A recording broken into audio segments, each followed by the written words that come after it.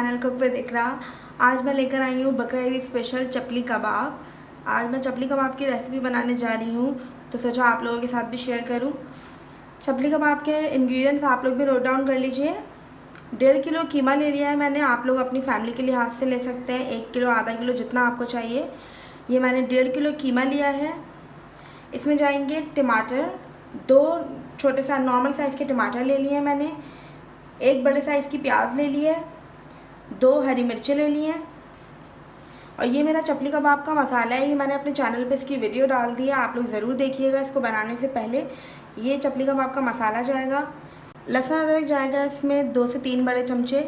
और ये 1 छोटा चमचा मैंने दोबारा दरदरा साबुत अनारदाना ले लिया है। इसमें तो वैसे अनारदाना डला हुआ है, लेकिन थोड़ा सा साबुत अनारदाना भी डलेगा। 1 छोटा चमचा ले लें। और 1 छोटा चमचा ही मैंने कुटी मिर्च ली है, और थोड़ा सा नमक हस्बे ज़रूरत ले लीजिएगा, क्योंकि इसमें सारे मसाले ऑलरेडी ऐड है। जब आप लोग मेरे चैनल पे वीडियो देखेंगे तो आप लोगों को पता चल जाएगा इसमें कितने मसाले हैं। चलें अब हम लोग इसमें सारे मसाले ऐड कर लेते हैं कीमे में। सबसे पहले मैं इसमें डाल दूँगी प्याज, हरी मिर्चें, टमाटर। ये सारे मसाले डाल के मैं इसमें डालूँगी लहसुन अदरक, अनारदाना, कुटी मिर्च और नमक। 1 चमचा लेकर इसमें 4 से 5 बड़े चमचे हम इस मसाले के डालेंगे।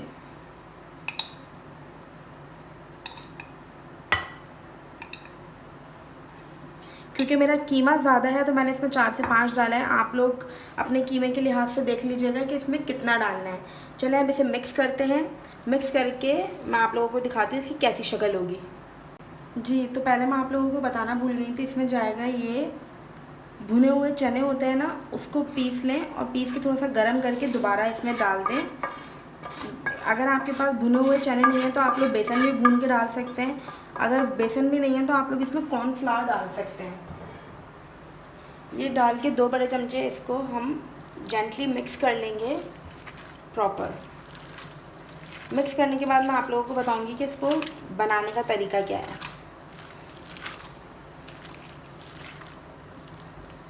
जी, और इसमें उसके बाद जो मैंने चने का पाउडर डाला है, उसके बाद इसमें जाएगा ऐसा बिल्कुल कच्चा पक्का अंडा। बस इसको फ्राई पैन में डालना है और डाल के फ़ौरन करके स्क्रम्बल करके इसे फ़ौरन इसी तरह से कीमे में डाल देना है। और ये बिल्कुल कच्चा पक्का अंडा रहेगा, ये ऐसे ही इसमें जाएगा। अभी तो बहुत गर्म हो रहा है, मैं आप लोगों को इसको ठंडा होने के बाद मिक्स करके दिखाऊंगी। ये बिल्कुल नज़र नहीं आएगा इसके अंदर। और दूसरा, ये जो कीमे है मेरा, कीमे के अंदर थोड़ा वाइट वाइट नज़र आ रहा होगा आप लोगों को। ये मैंने चिकनाई डलवाई है, जो एक रवाज़ नाम की चिकनाई आती है। मुझे नहीं पता मैं सही कह रही हूँ या नहीं, लेकिन बस ये वो चिकनाई मैंने इसमें डलवाई थी। आप अपने कसाई से कह दीजिएगा वो डाल के देगा। जब इसमें वो चिकनाई होगी तो उससे ये और भी ज़्यादा बिल्कुल टेस्टी, और जैसे पेशावर के ये कबाब हैं उसी की तरह के बिल्कुल कबाब बनेंगे। आप लोग ये ज़रूर ट्राई कीजिएगा चिकनाई के साथ पिसवा कर। जी, तो इसकी ये शक्ल निकली है मिक्स करने के बाद, जब मैंने इसमें चने का आटा भी डाल दिया और अंडा भी डाल दिया कच्चा पक्का, तो इसकी ऐसी शक्ल हो जाएगी इसको मिक्स करने के बाद। अब हम इसका एक कबाब बनाएंगे बिल्कुल इस तरह से। आप इसका पानी जो थोड़ा बहुत हो एक्स्ट्रा वो निकाल दीजिएगा। ऐसा राउंड कर लीजिएगा बिल्कुल पहले, और राउंड करके एक टमाटर लीजिएगा। अब इस टमाटर की इसकी मदद से इसको इस तरह से बढ़ाना शुरू करें। हाथों की मदद से ही ये बढ़ेगा अच्छी तरह से। जब ये ऐसा बढ़ के इसकी ऐसी शक्ल नज़र आने लगेगी, तब हम इसे तलने की तरफ डालेंगे। चलें, तो अब हम इसे तलेंगे। तलने के लिए एक कबाब इसमें पहले डाल देंगे। पहला कबाब इस तरह से फ्राई होता रहेगा, थोड़ी हल्की आंच कर देंगे ताकि कीमा गल जाए। जब कीमा अच्छी तरह से गल जाएगा, आई मीन कीमे को पकने में थोड़ा टाइम लगेगा। अगर तेज़ आंच पे पकाएंगे तो फ़ौरन हमारा कीमा जल जाएगा। अब मैं दूसरा कबाब की तैयारी करती हूँ, जब तक इसको होने देती हूँ। जी, तो अभी दूसरा कबाब भी हमने डाल दिया है इसमें। अभी अच्छी तरह से जब दोनों कबाब चारों तरफ से हो जाएंगे, ये वाला कबाब हमें थोड़ा साइडों से लग रहा है कि हो रहा है, जब थोड़ा पकने की तरफ हमें लगने लगेगा तो हम इसे चेंज करेंगे। अब इसकी साइड चेंज करके मैं आपको बाद में दिखाऊंगी। इसी तरह से मैं सारे कबाब फ्राई कर लूँगी। सारे कबाब फ्राई करने के बाद मैं आपको डिश आउट करके दिखाऊंगी कि इसका कैसा लुक है। ये हो गया हमारे कबाब नीचे से एक तरफ से। अब हम इसे पलट लेते हैं कि इसका नीचे का एक साइड से देखिए कितना अच्छे से इसका पक के तैयार हुआ है। अब हम दूसरा साइड भी पलटेंगे क्योंकि वो भी हो गया है।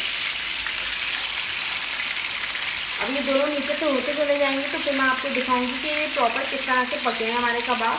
और ये थोड़े ज़्यादा डार्क होंगे तो ही ज़्यादा अच्छे लगेंगे। इसको बिल्कुल भी ये मत समझिएगा कि ज़्यादा डार्क हो गए, ये जल जाएंगे। ये कबाब थोड़े ज़्यादा डार्क ही होते हैं। आप कहीं से भी लेके खा लें ऐसे डार्क ही होंगे। तो आप लोग भी कोशिश कीजिएगा कि थोड़ा डार्क ही फ्राई हों। चलिए हमारे कबाब फ्राई हो गए। एक कबाब मैंने अभी निकाल लिया है प्लेट में और दूसरा कबाब भी हमारा बहुत अच्छे से फ्राई हो गया है।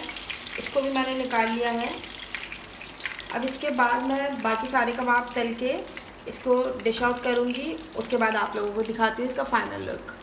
जी, तो कबाब बन के तैयार हो गए हैं। मैंने सारे कबाब फ्राई कर लिए हैं और कुछ कबाब मैंने इस तरह से टमाटर ऊपर सेट करके फ्राई किए हैं और कुछ मैंने ऐसे प्लेन किए हैं क्योंकि कुछ लोगों को ज़्यादा टमाटर पसंद नहीं होते। मेरी फैमिली में मुझे ही नहीं पसंद ज़्यादा टमाटर, इसलिए मैंने इस तरह से ये जो स्टाइल है चपली कबाब का ये दिया है।